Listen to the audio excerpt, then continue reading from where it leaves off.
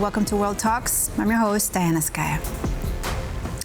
In this episode, we focus on the unfolding tensions in Bosnia. And now those tensions are rising in the country after state police failed to arrest the president of Republika Srpska, Milorad Dodik. The attempted arrest was blocked by the region's own security forces, thus showcasing the growing divide between Bosnian institutions and the Serb-dominated entity. Dodik, who has already been sentenced for defying the country's top court, continues to challenge the authority of the central government, which really raises concerns about the actual stability of Bosnia's post-war political structure. And to help us unpack the latest developments and what they mean for the region, I'm joined by Dr. Jessie Barton-Hronešová, postdoctoral fellow at the University College London. Dr. Hronešová is also a lecturer in political sociology at the School of Slavonic and East European Studies at the University College London. Welcome to the program. So happy to have you here with us on World Talks. Thank you for having me. So let's start with a quick refresher. What exactly here are the charges against Milorad Dodik? What was he sentenced for? Does he have any legal options like bail, for example? Is he taking them? Why isn't he taking them? Yes, so Dodik was essentially charged with the failure to comply with the decisions of the High Representative. So the High Representative has quite sweeping powers in Bosnia and Herzegovina above most other institutions within the country. And so it's now a criminal offense to actually defy his orders, his laws, and his actions, which is exactly what Dodik did. So in July 2023, Milorad Dodik essentially signed into law and enacted two pieces of illegal RS legislation that were passed by the entity, a National Assembly, one essentially banning the authority of the state-level constitutional court, and the other one defying anything basically that the High Representative has ever made, any decision that the High Representative has made, and enacting it into RS law. And so he does have the option. It's not necessarily a bail, but under Bosnian law, any sentences that are 1 year or less can be converted into fines. So in this case, Dodik could essentially pay a fine of 18,500 euro or something like that. But the problem with why he doesn't want to do that is that he would essentially accept the ruling if he did so. So this is just a first instant verdict. So Dodik actually has the right to appeal, but he refuses to do so because he does not accept the authority of the court who's made this decision. And importantly, he was also sentenced to 6 years of banning him from running for a political office. So he essentially feels like he cannot and he does not want to accept this verdict for these reasons. It's quite a lot of.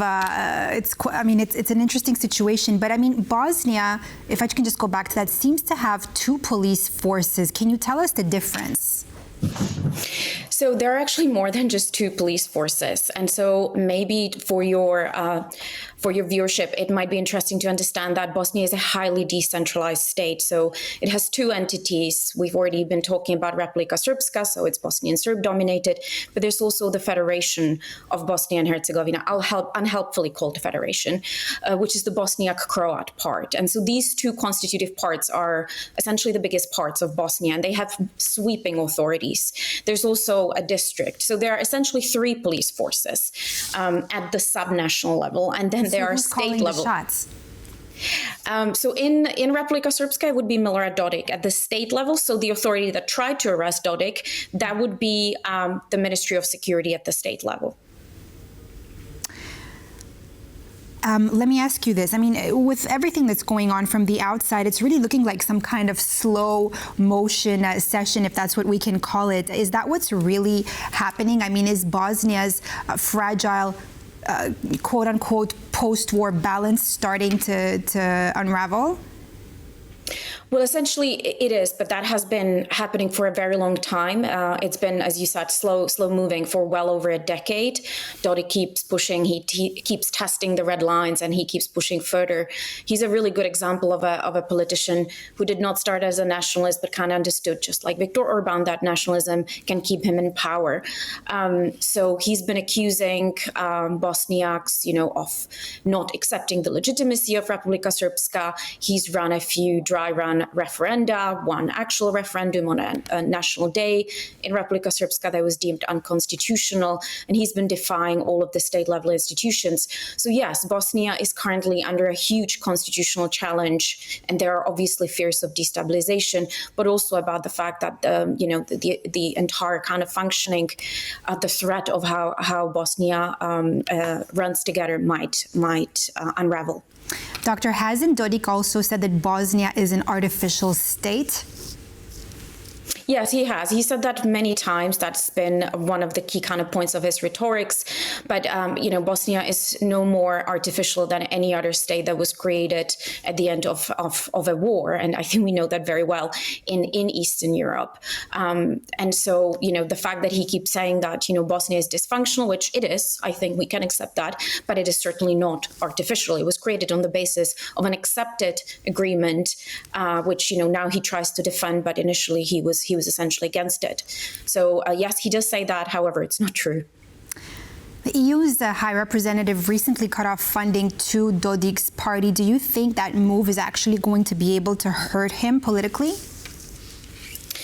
So it wasn't the EU High Representative, it was the High Representative. So that position used to be merged together under EU and the so-called Peace Implementation Council. That's no longer the case. So EU actually, so to speak, had nothing to do with this. It was the High Representative Christian Schmidt.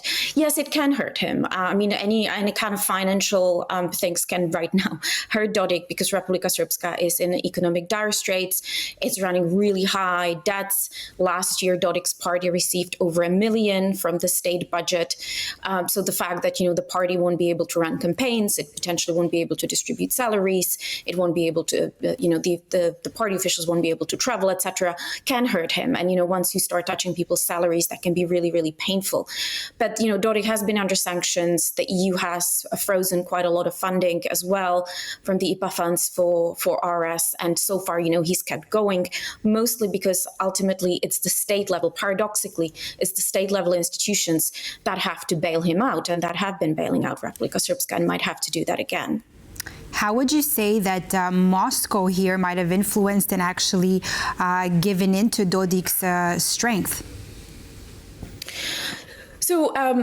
So economically, there's no connection from that perspective. That's often exaggerated. I think politically, Dodik has been very much emboldened by everything that's been unraveling in Ukraine, by the fact that Russia is now obviously emboldened with Donald Trump back. But I should say that Donald Trump's presidency, his first presidency, was the one that actually sanctioned Dodik for the first time. So I think Dodik feels very emboldened. He met with Putin, less than a month ago. He's met him multiple times. Vladimir Putin is extremely popular in Republika Srpska. Russia overall is extremely popular, and Dodik uses that symbolic support, if you like, to feel more emboldened and more powerful to essentially keep claiming that Russia would be politically helping Republika Srpska to secede and to claim independence. However, that has never really been proven in any evidence apart from a few diplomatic handshakes. If I can ask you this, do you think that the EU failed the Western Balkans? It's a really hard and complicated question, but the failure, I think, lies on many shoulders. EU has, I think, short answer would be ultimately yes. I think the problem is that the EU's approach has been very much to seek out stability, not to rock the boat too much. There have been lots of fears of violence and destabilization, understandably because of the history of Bosnia. Now, at the same time, a lot of the kind of external interventions have been accused of doing too much, intervening too much. So I can kind of also understand the reticence to intervene too much. But I think where the failure really is that the EU has been very accommodating towards a lot of autocratic leaders in making or already in place, just like Vladimir Dodik, Milorad Dodik, or Alexander Vučić in Serbia. And they've been hiding behind these statements that they're simply respecting, outcomes of democratic elections when we have evidence that these elections are far from being free and fair. Right. The Dayton Agreement of 1995 stopped the war, but the question is now, do you think that it also froze Bosnia's political future and just kept it and is freezing it essentially now and keeping it there? Can a 1995 deal that was signed actually hold the country together in 2025? No, I think the problem with Dayton is that there was an annex in the peace agreement, which is essentially today's constitution. But it would be unfair to say, that Dayton froze the situation. Dayton has evolved actually quite dramatically. Even the constitution has evolved. There have been constitutional reforms. Now, a lot more needs to be done. Everybody knows that a reform is painfully needed. The problem is that there's no political willingness to do so, precisely because of these obstructionist leaders, such as Milorad Dodik. There are many experts pushing for Dayton 2.0. Everybody essentially knows what needs to be done. There's a lot of contradictory and discriminatory clauses in the Constitution as well. The thinking is there, the proposals are there, but what we now need is essentially removing some of these obstructionist leaders, because I don't think there will be the ones ever striking a new deal about how to reform the Constitution.